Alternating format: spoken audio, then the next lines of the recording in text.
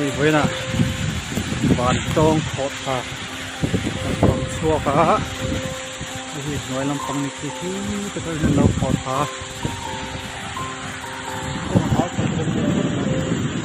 ไปจะได้เรา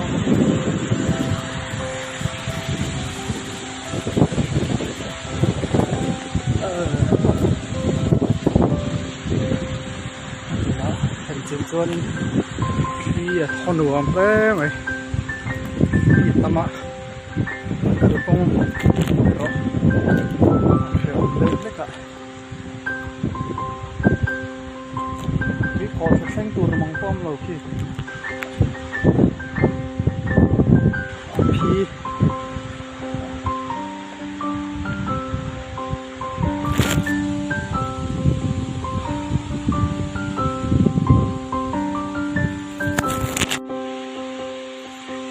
hi nói anh nhớ tiệm lùi cho có phạ tự tính để con làm luôn mà chúng em nó trong cái trường khiến khắp xuân lòn phết thằng mình cầm ngay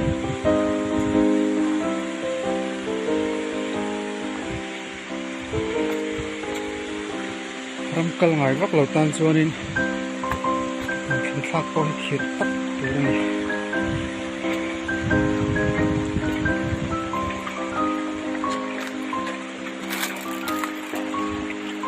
lockdown ang Trangkaya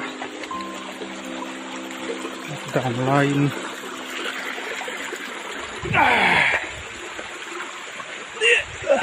ui hey muối do lắm nha anh nước trắng nghe nghe khóc mãi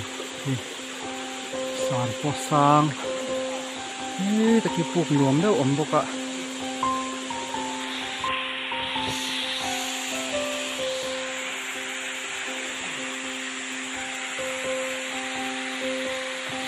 các anh mình nó tăng hơn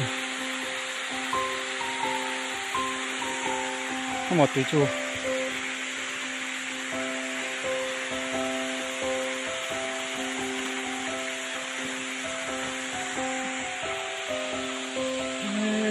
từ lại thì em in khan đi làm tê véo véo khóc mà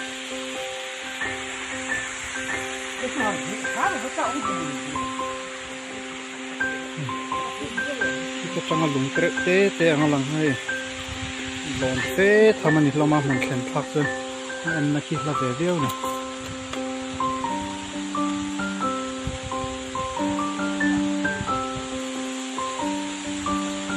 thì làm bằng cái cam koram mà đi toa họ lá xong hết thì làm bằng cái buông củi ya thì lại em làm về cái trên đồ gầm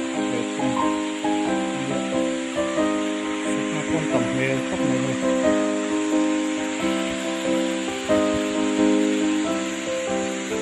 ấy anh gọi cho là nhớ ta hiện hành trộn bằng ring ngắt ha thì cái hành lang à lá cái hồ lệ đồn thì cái hành chế nữa ạ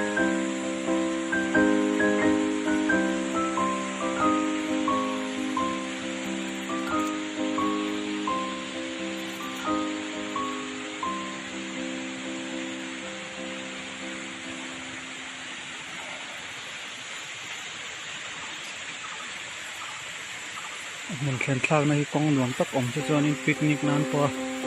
mình râm trang tập trung xe gin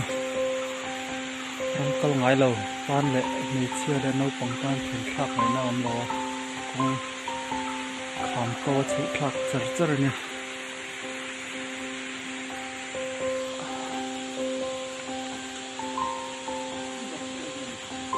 lem lai ta cái này tụi tầm lai cho nên khá hi lạc hệ mỏng lậu anh tiệt